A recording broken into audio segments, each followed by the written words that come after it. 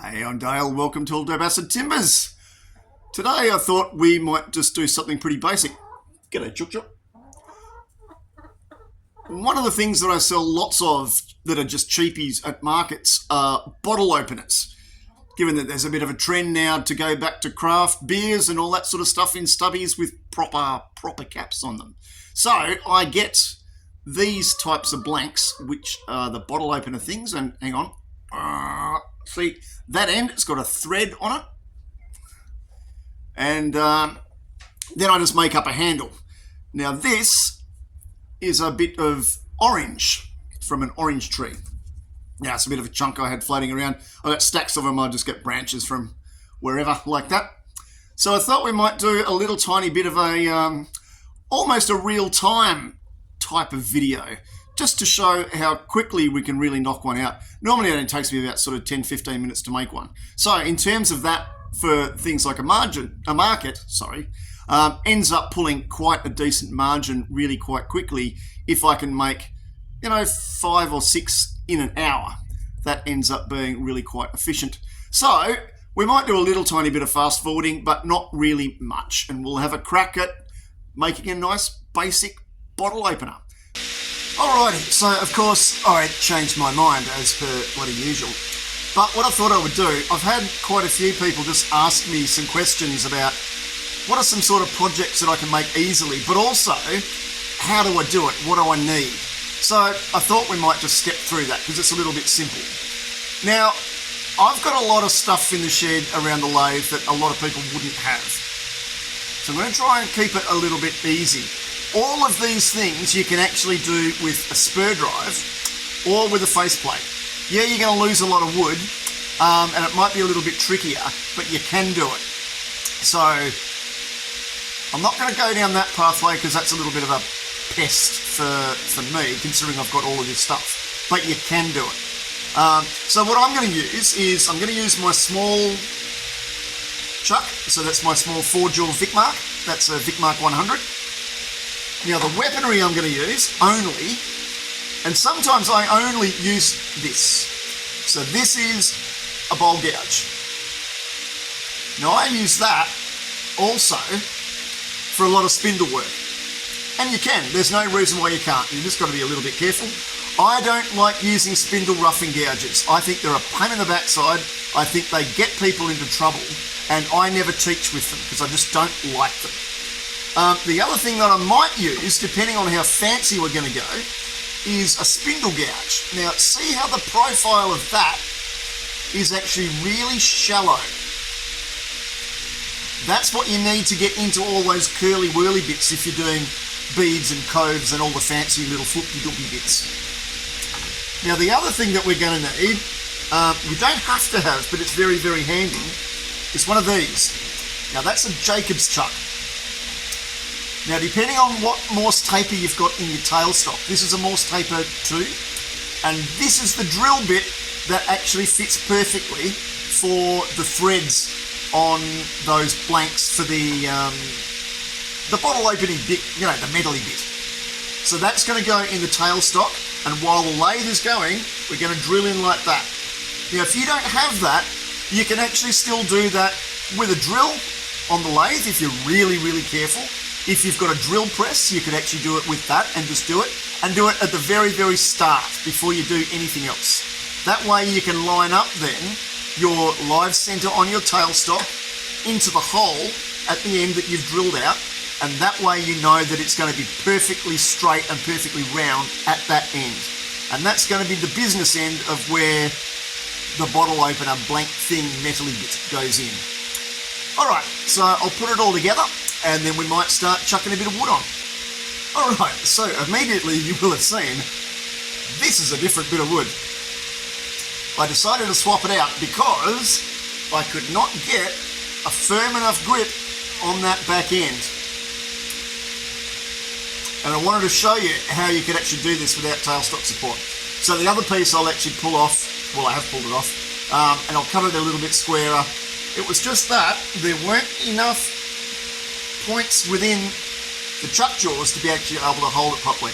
I turned it on, started to make one pass, and it started to get a little bit sketchy. So if you listen and you can actually hear when things start to go wrong. The minute that it starts to go wrong, slam that off button and have a look. Now, I was fiddling around with it and I could feel movement, and even as I kept on tightening and tightening and tightening, I could still feel movement. Now, this is in here absolutely rock solid. That's not going anywhere. I mean, I'm putting quite a bit of pressure on that, and that's not going to move. So, rather than being stupid and putting your own safety at risk, make sure you do simple things like when you hear things going wrong or you're not comfortable with doing something, change it. Don't keep going, because otherwise you are going to get hurt, and that's really dopey. So let's have another go. All right, no worries.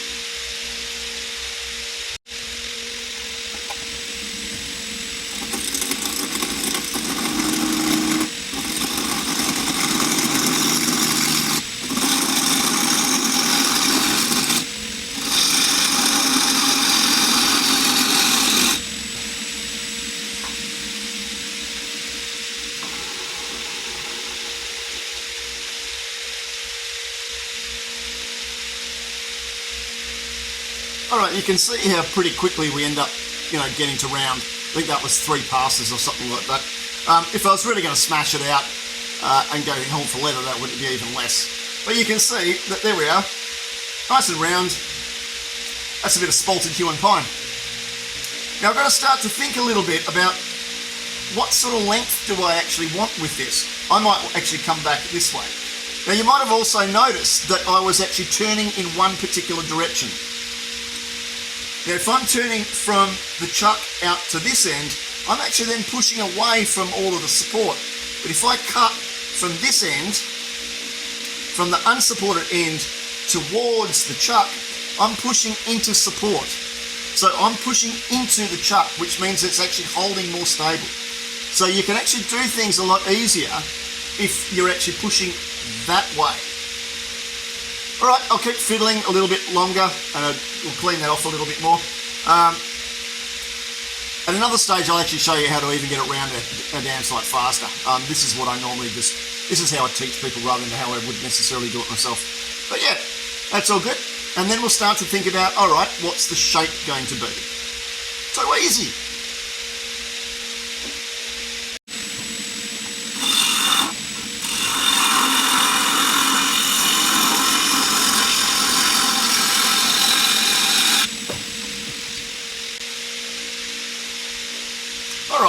So there we are, all nice and round. It's actually got some really nice grain in it. But now I can see sort of what shape I want. So the question is, do I actually drill a hole in next, or do I start to shape?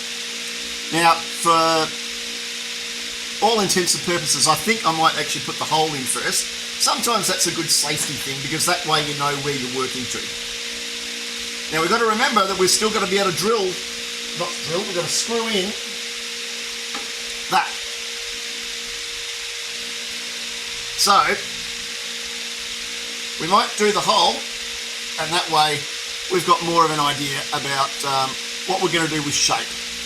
We don't want it to be too thin though before we screw that in, because the other thing is we don't want to crack the whole thing, because that would really stink after all the work that we've done. Alright. Okie dokie. Now you'll notice I've brought the Jacob's chuck up and I've got the drill bit there.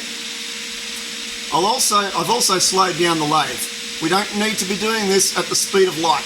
The other thing is, we want to always support this. So we want to hold on to that Jacob's chuck. This isn't going to move. The roundy stuff is doing the drilling bit. This is only just getting plunged in. So, here we go.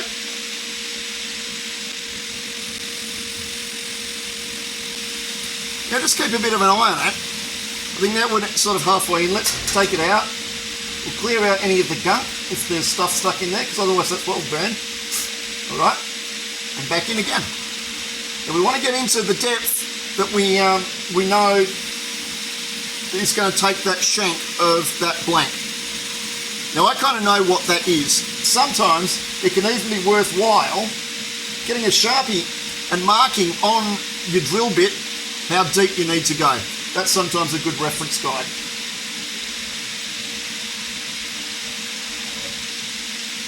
Cool, we'll do one more.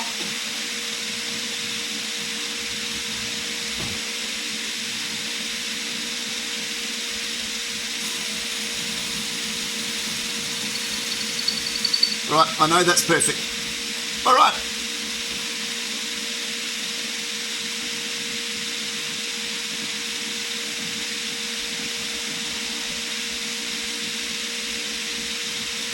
Get that out of the way. Ugh, that's big, heavy. So now we know that the hole's there. Now we can start to do a little bit of a shaping of the bottle opener. Now we can't have this part too wide, otherwise when you go and crank that bottle opener up like that, it won't actually get past the neck of the bottle and it'll get stuck.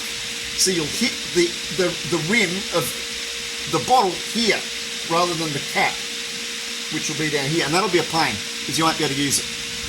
So we just got to make sure we keep in mind this bit's got to be tapered down to here so that we've actually got room to be able to use the thing properly.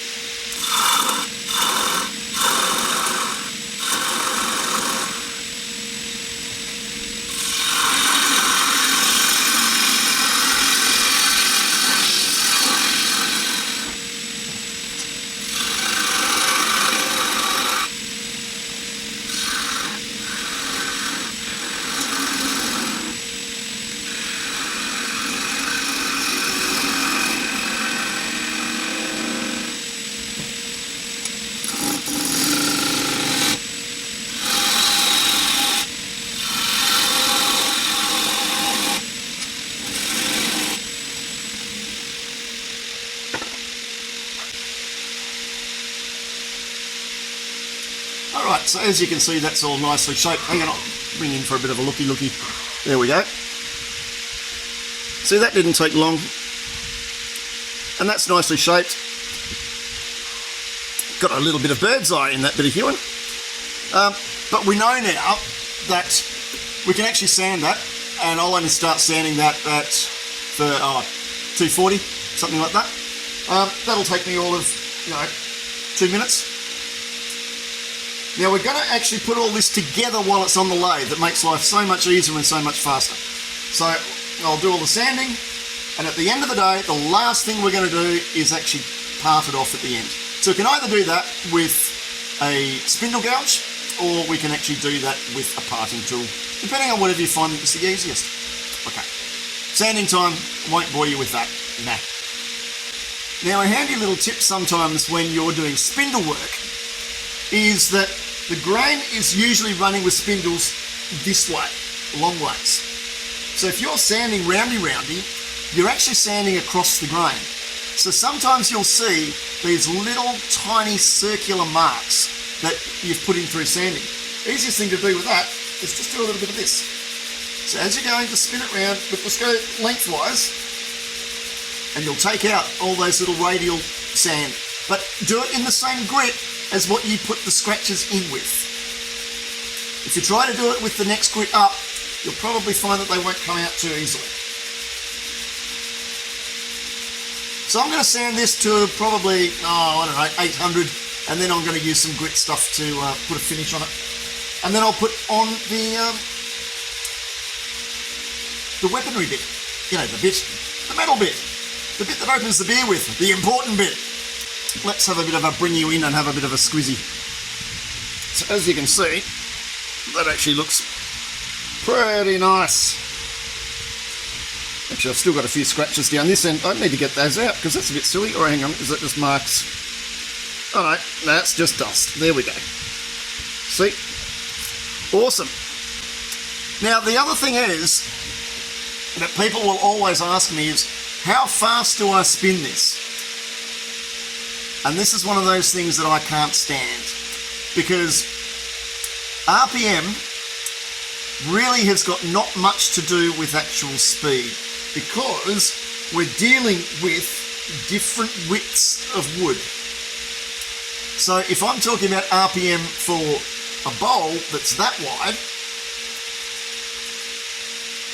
or a spindle that's this wide, the bowl is actually even more of an interesting issue. The major issue around speed is around meters per second of travel, not about the revs per minute.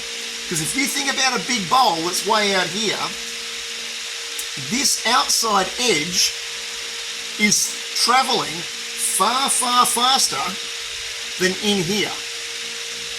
So of course for that, you've got to slow that down.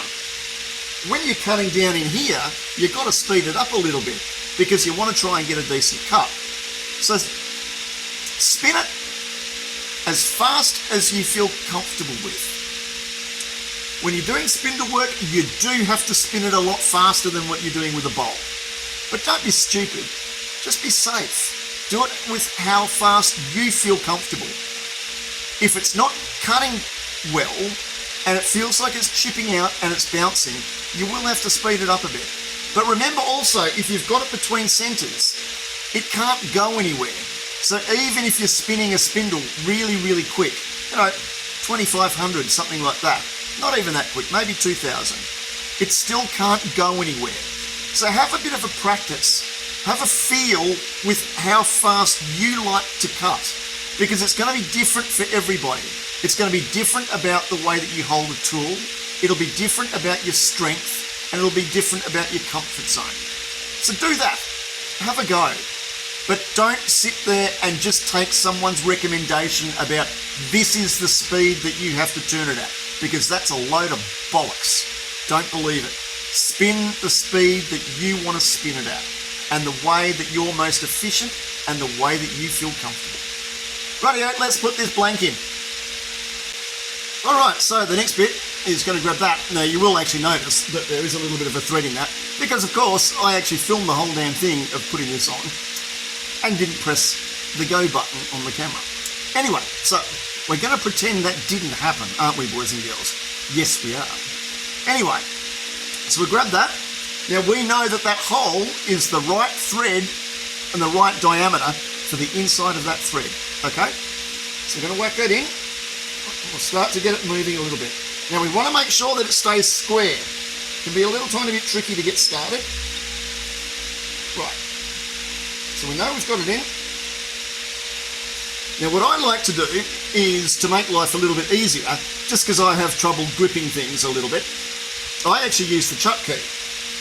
Now I'll whack that in there and I push it all the way through so that the plastic is actually supported in the end of the bottle opener. That way I'm not going to actually scratch it and damage it. You can put a little bit of material around it if you wanted to, but all we're going to do is then just gently thread it through. Now we need to be a little bit careful that we're going in square, because we don't want to crack this timber here, because that would really suck after all that effort. Now as you can see, I've actually threaded that already, so it was a little bit simpler. But you can still feel though that this is actually a pressure fit. Now you shouldn't actually need to use glue or anything like that. If you've actually done the threads right and got the drill size right, this will actually be a pressure fit. So there we go. You start to feel it tightening up a little tiny bit now. Now you don't want to over tighten it either, because if you over tighten it, the likelihood is you're actually going to split the whole piece. You don't want to do that. That would really, really suck. Alright, another 2 goes to go. That's 1.5. That's 1.5. And that's 2. Now we can feel just the pressure. Yep, I can just feel it and I can hear it. Yep, that's bedded down nicely. So, if we're bringing in for a look, whoop, wobbly boot. See, there we go. And you can see there that that's nicely embedded right here against the face. So,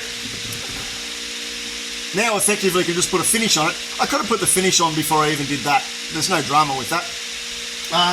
I've done this so many times that it doesn't actually faze me. I'm just going to run the lathe with this going. Just make sure you don't put your fingers near that bit, because that would just be dopey. Alright, I probably won't film that because that may look a little bit sketchy, and then the safety police will give me a hard frigging time. As per usual, we don't like the safety police. They're fun killers. Alright, just stay safe when you're doing it though, hey? Don't be a muppet. Righto. Alright, so let's just have a bit of a shine. Look at the shine on that. Look at that. We'll give him a bit of a spin. That's pretty nice, isn't it? Little bit of bird's eye hewing. Just a bit of scrap I had floating around. All right, so let's now quickly part it off. Now, I'm probably just going to use a parting tool because that's what most people like who are beginning will actually have in their shed. Now, it doesn't matter what sort of parting tool that you use. I've got a nice fine one, like that. But it honestly doesn't actually matter what you've got. Just be gentle, just be careful, and remember, this is going to come off. So when you start cutting down this end, this is actually what's going to come off the lathe. So when it starts to get a little bit closer, just be a bit careful. You can either decide to take it off and cut it off. You can even cut the whole thing off with a saw if you really want it. If you're not feeling safe, do it that way. I'll take it right to the point that it ends up wobbling, and then I'll just nip it off. Yeah, that's all good. No worries, let's have a go.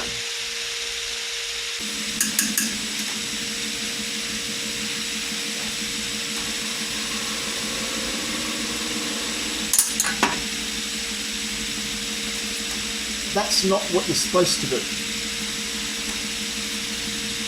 Being a little bit of a smart ass and did the thing that I wasn't supposed to do. Let's just see if I dented it. Hang on. No, that's cool. But see how that little nub bit there?